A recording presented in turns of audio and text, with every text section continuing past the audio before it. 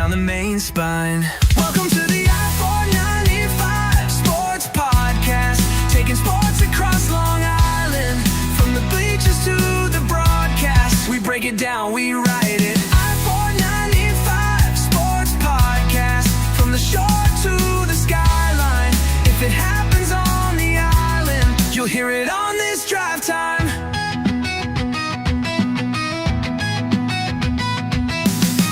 Big games, small gyms, Friday lights on a side street. Draft talk, trade wins, legends born on the backfields. Call in, sound off, every fan got a hot take.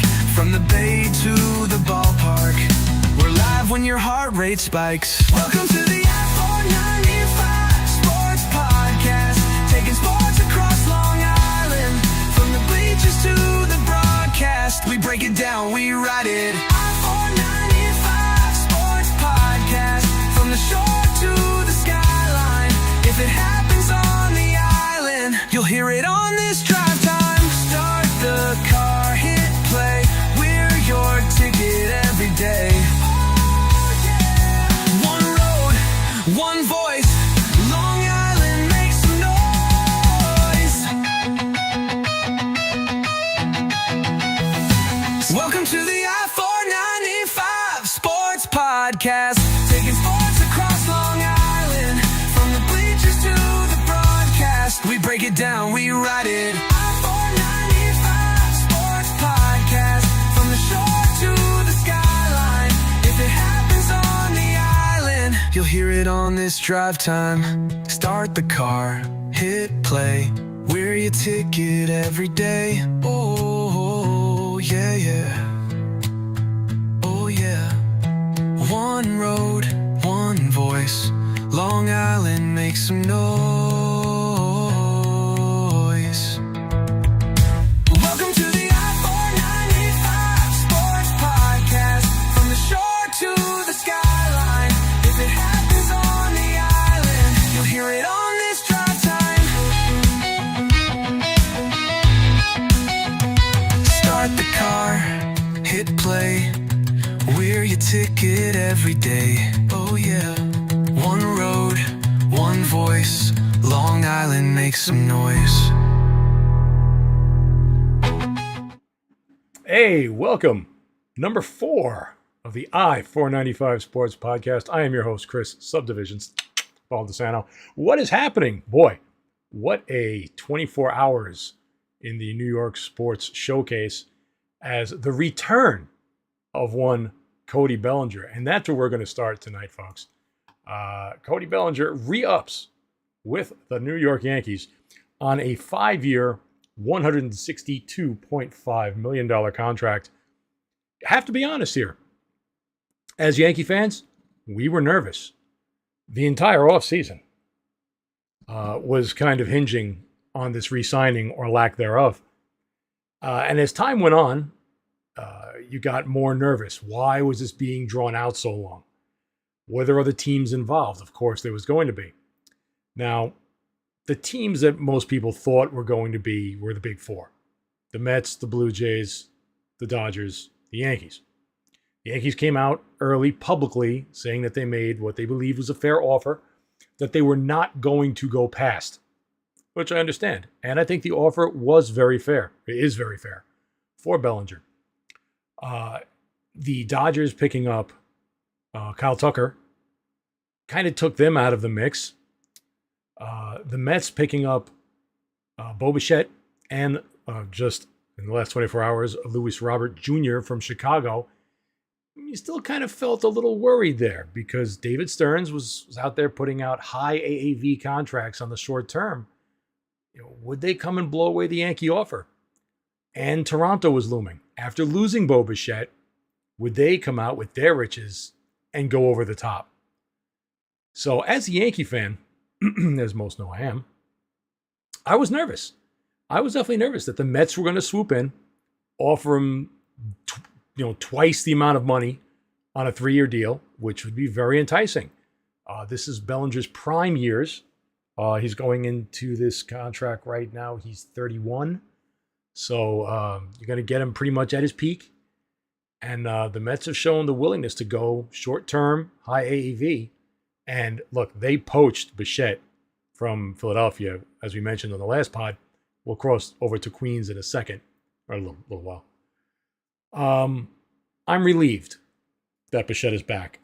I'm a little annoyed, but the annoyance is based on we didn't get better. We pretty much just stayed exactly the same as we did last year.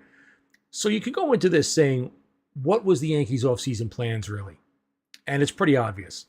Try to bring back the same offense that you had last year, which, yes, led Major League Baseball in home runs and runs, and the same amount of strikeouts. And then hope that the pitching staff comes back healthy. And then you've got the additions of what you didn't have before, and you didn't have to spend any more money. Makes sense. It's a gamble, but what isn't a gamble these days in Major League Baseball? So Bellinger will be our starting left fielder, and he'll play a little bit of center. He'll play a little bit of first. He'll move around. His versatility is his big asset. What this does, though, to my boy Jason Dominguez, that's yet to be seen. Are they going to trade him now or Spencer Jones? I would rather trade Spencer Jones, as he is an unknown entity. But it puts my boy in limbo. He's obviously not going to play left now, or he'll play left when Bellinger plays center to give Grisham a rest. Grisham still, as you know, for the previous podcast, is still the thing that's annoying me the most here. That qualifying offer, I've heard both sides of the argument. Oh, I was under the belief that they didn't want him and they threw the qualifying offer out there thinking that somebody would sign him and they would get the draft pick, which wound up only being a 4th round or a 5th round draft pick. And then some people saying, well, they definitely wanted him back. That's why they offered him the $22 million, which they figured he was going to take. I don't know what the truth is there. I just know it's a square peg in a round hole. You've got now potentially 5 outfielders. 2 kids that are controllable till 2031, 2032 in Dominguez and Jones, Bellinger, Judge, and Grisham. And somebody's going to get hurt. That's obvious. So you like the depth there. You hope it's not Aaron Judge because that would sink the season. But Grisham dealt with a hamstring a lot last year. And again, Bellinger, you can move around. Knock on wood, God forbid. Say Ben Rice pulls up lame or something like that. You can slide Bellinger to first base, and all of a sudden you've got an open spot that Dominguez can play in left field. Whatever way it is, I just wanted to develop Dominguez more. He's a 5-tool player. He's a kid. He's 23 years old. I love his moxie. I love his hustle. And I think he will have a better year than he did last year if he gets consistent playing time. Re-signing Cody in the left is not going to help that. So what kind of a year do I expect out of Cody?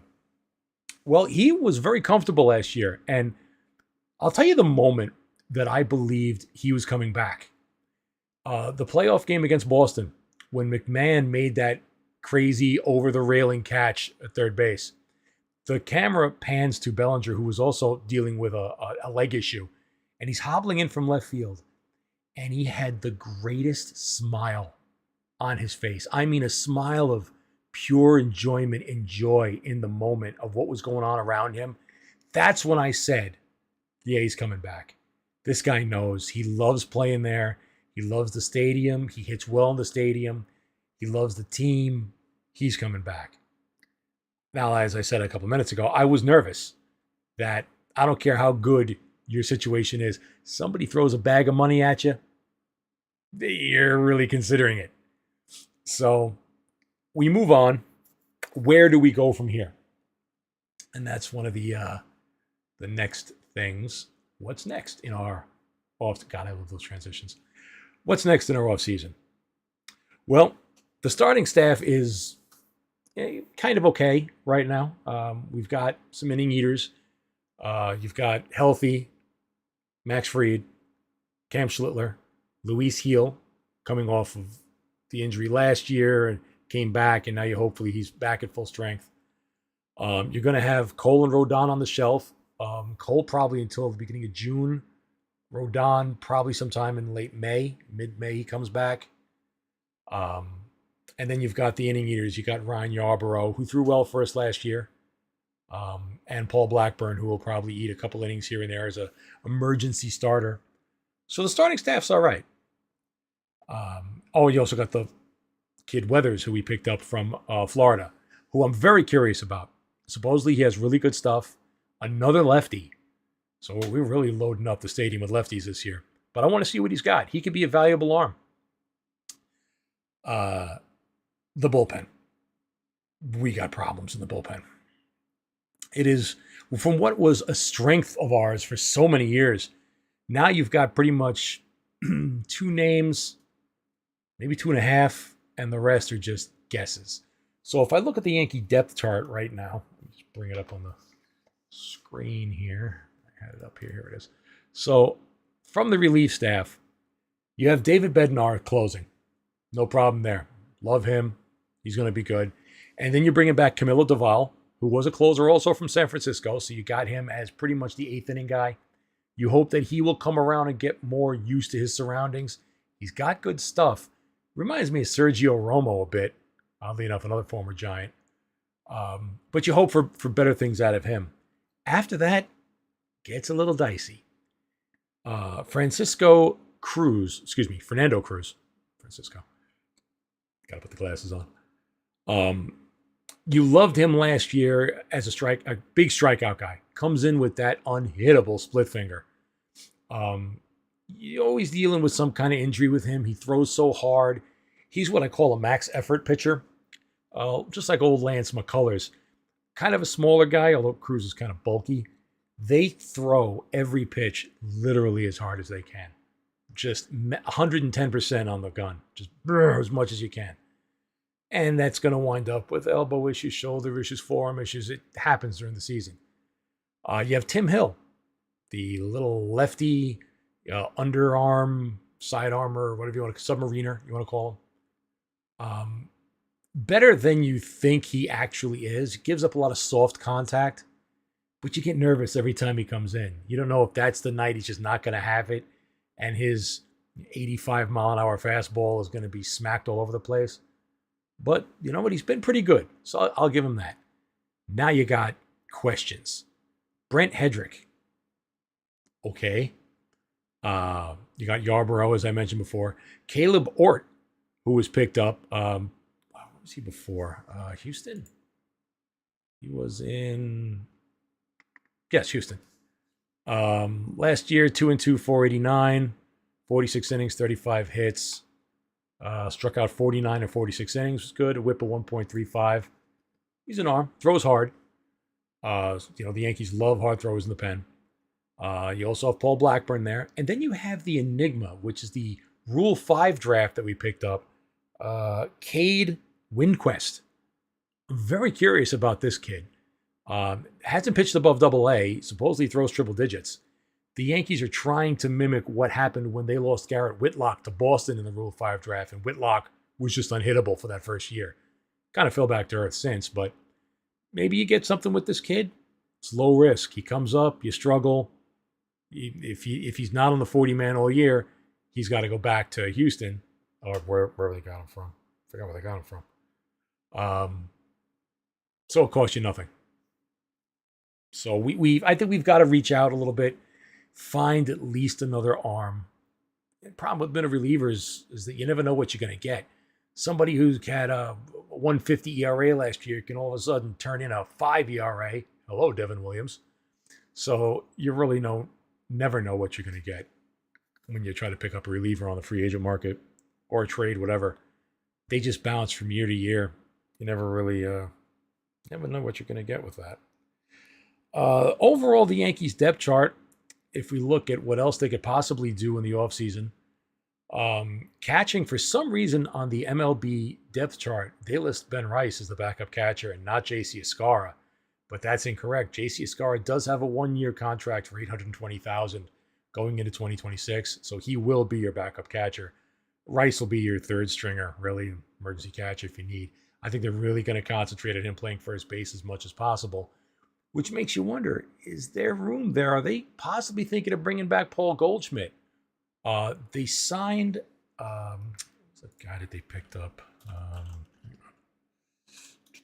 from the A's? I mentioned him the other day.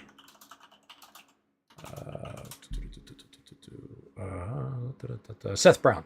They picked up Seth Brown. He's going to stash him at AAA. He's played first, a little bit outfield. So he's kind of a Ben Rice insurance policy in case that goes askew. But Ben's bat is going to keep him in the lineup. He's got to work on the things he's got to work on at first base, scoops, pop-ups. He dropped a couple of pop-ups last year that he should have caught. But I think he'll come around to it. Do they re-sign Goldschmidt for a year? Nobody signed him yet. Just to help this kid out again at first base. Or late inning defensive replacement. It's a thought. I don't know many other first basemen that are out there that would be willing to do that, especially at his age, willing to sign for a low amount of money, come in and possibly help the ball club like that. In the infield, we've got a lot of infielders. So, Volpe's hurt. He's not going to be back for a little while. Jazz is going to be at second base. That's obvious. He's coming off his 30-30 season. And at some point, you got to wonder if they're going to trade Jazz. I don't know if they're going to do it preseason, but they're not going to re-sign him after the season. He's going to want a lot of money. And I think they can get not so much his production, but his high strikeout rates and the way he's kind of irked upper management. I think they figure they could live without him. You trade him off, maybe at the deadline, and you've got Rosario, you got Oswaldo Cabrera coming back off injury, and you got Caballero who's there. So they could do some kind of mix of these guys there if Volpe can hold down shortstop like he did. And you have a question of Ryan McMahon at third base. I'm looking forward to a full year of McMahon. I want to see what he can do. They're under some kind of belief that they can cut down on his strikeout rate, which I don't think they can. If you're a guy who plays baseball and you're known for striking out after X amount of years, you're not really going to change. You're not going to become a contact hitter just by changing a few mechanics or stuff. It's kind of what you are. You would have been better at it at some point over the previous years than what you're at now. But defensively, he's a Gold Glove third baseman. That's what you love about it. So you're going to kind of live with his offensive shortcomings. I think he'll hit better than 215, maybe 230, maybe 240. He'll have some pop, and he'll get a year of comfort. Let's see what he's got over there. Then obviously we just mentioned the outfield is locked down. There's nobody. Cabrera can play a little bit of outfield, so could Rosario. That's pretty much it out there. And then you got the DH, which is Giancarlo Stanton clogged, and he ain't going anywhere.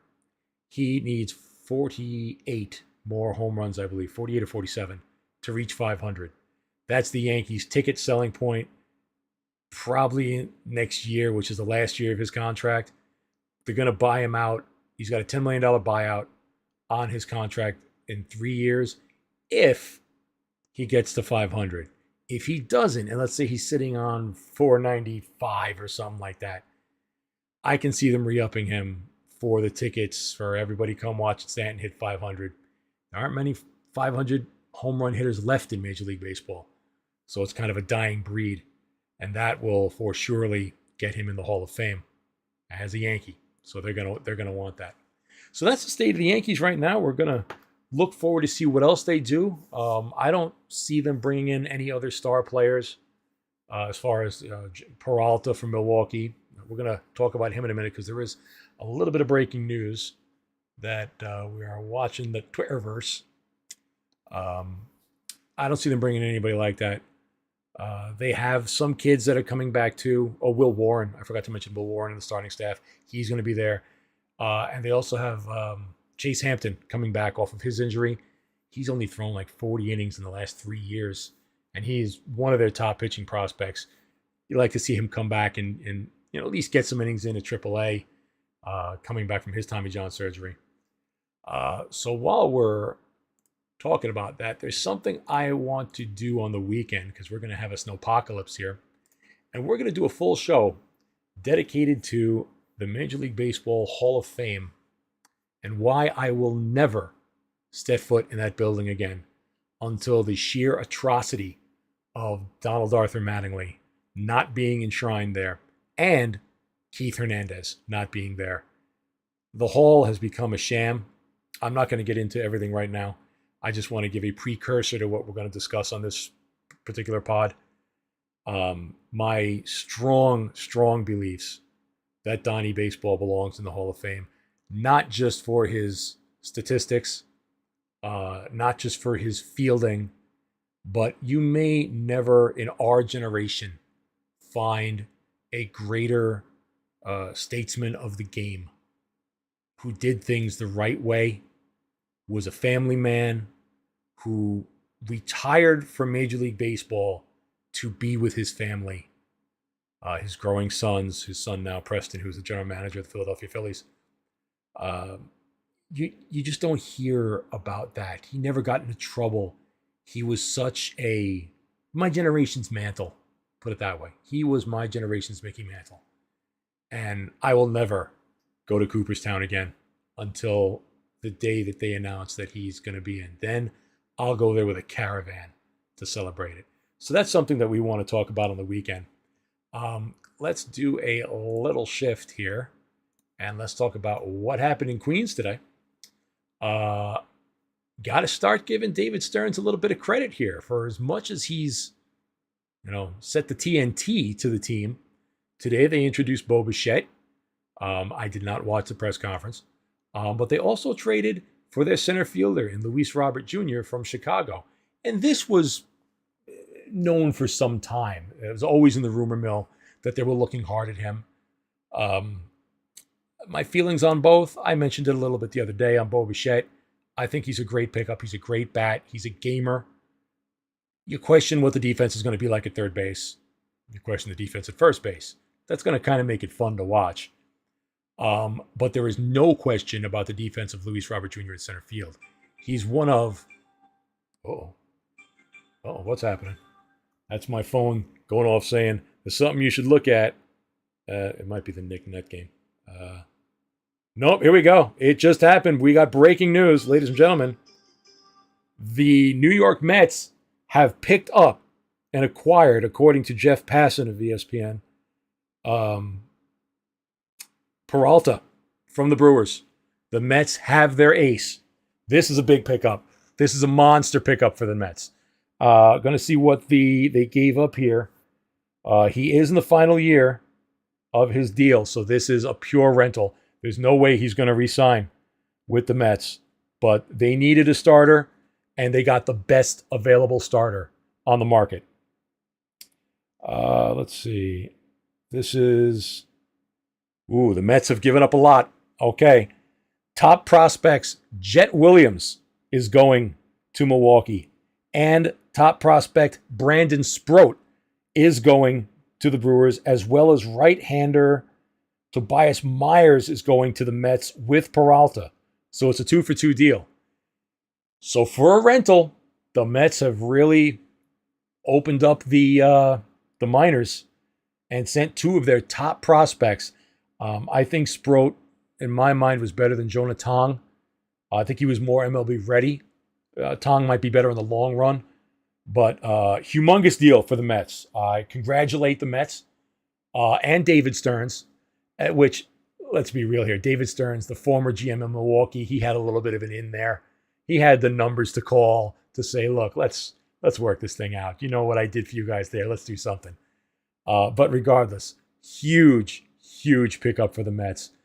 Now, does this make the Mets better than the Dodgers? No, just doesn't. But hey, it gives them a shot, a legit shot. Peralta was a 17-game winner last year with really good numbers. Let me bring up his numbers here.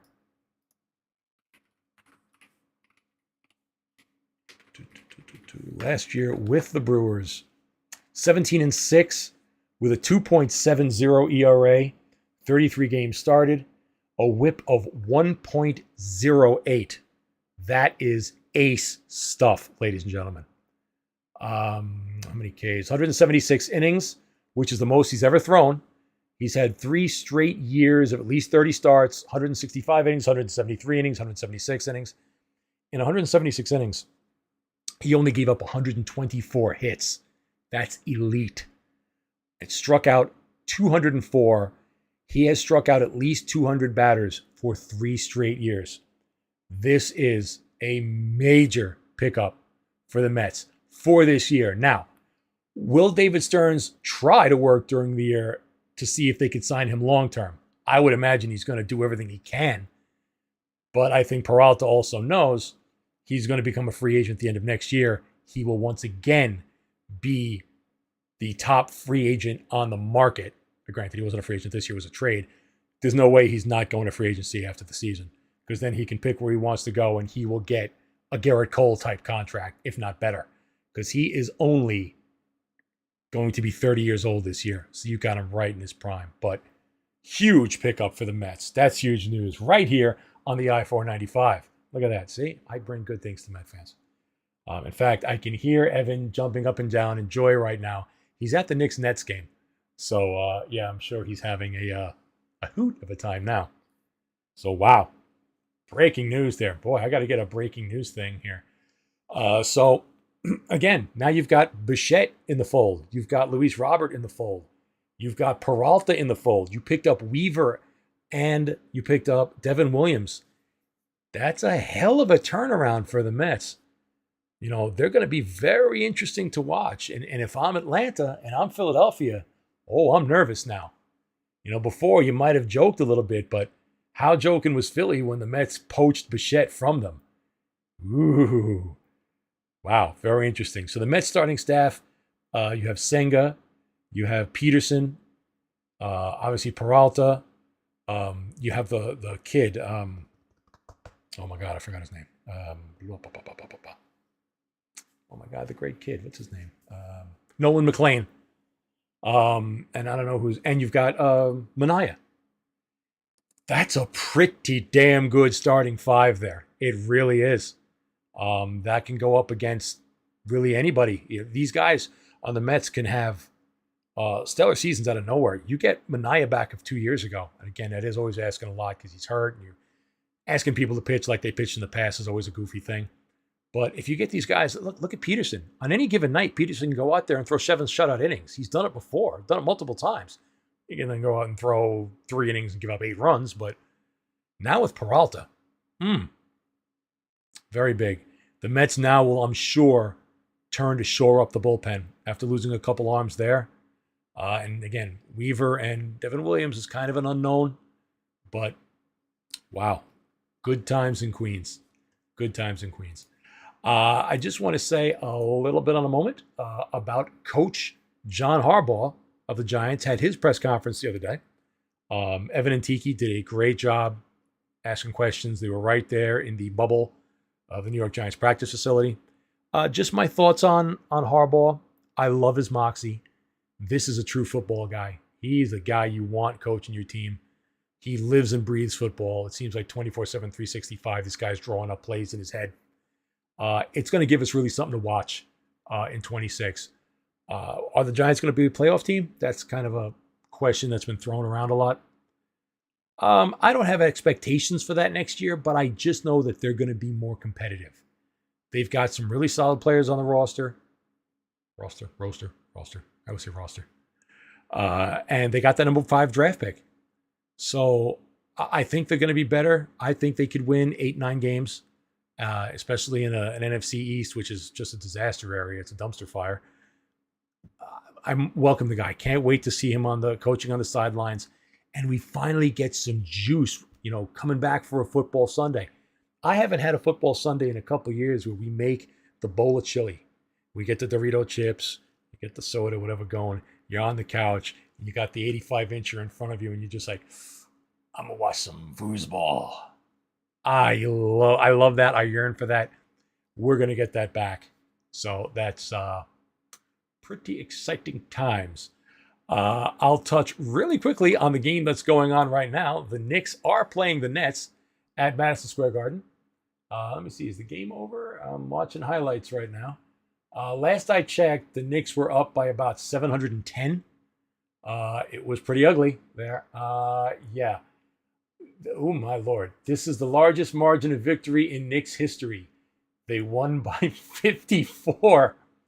Largest lead by the Knicks in the play-by-play era. They were up by 57. And the fewest points allowed in the NBA since November 18th, 2016. 66. Ooh. Poor Evan took his son to the game tonight. Sent me a picture before. And they're in a suite, and they've got food going. The kid was chomping on a cookie, got crumbs on him. Kid's having a blast. And that's the game he had to go see. You know, I joked with him before the game started. I said, listen, why don't you take the kid down to the team store, drop $200 on a Tyler Kolek jersey? Why not? You know, represent. Yeah, he wasn't having that. And honestly, and nobody really knows this, when Evan had his first child, Jet, adorable boy, when I went over his house for a meeting, I don't remember if I brought a picture with me. It was of Kristaps Porzingis because I was dying to see if I could get Jet's first word to be Porzingis. Just, he would have never let me in the house. He probably would have never talked to me again, but I still think that was funny. So, that's going to wrap this one. Again, a quick one, little reactionary podcast to the Bellinger signing. We're going to be watching things as it progresses. Wow, the Knicks. Wow. Hey, they got... You know you've had a good game when Landry Shamet is on the post-game interview. My. I got to text him some good things. But wow, what an unbelievable night here on the I-495. Peralta to the Mets, Cody Bellinger to the Yankees. All right, we're starting to get some moxie up for the baseball season. Spring training's going to be around the corner. Let's see where they go. Let's get the warm weather in up here in the Northeast. We're going to have 10 inches of snow on Sunday, ladies and gentlemen. I was smart. I went and bought a new snowblower. Can't wait to use that thing. Look, I got a headlight for it. Oh, yeah. Be out there. And then come inside and watch some Knicks, watch some Islanders. Get ready for the baseball season.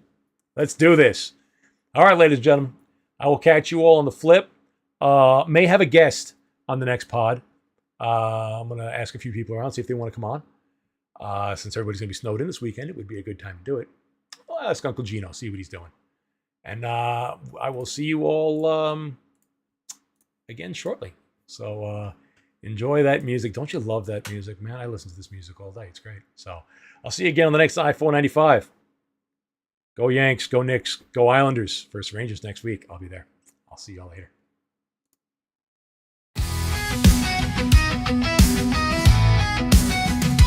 Hit the ramp, tune us in. From the sound to the city line, every team, every town, all gas down the main spine. Welcome to the I-495 Sports Podcast, taking sports across Long Island, from the bleachers to the broadcast. We break it down, we ride.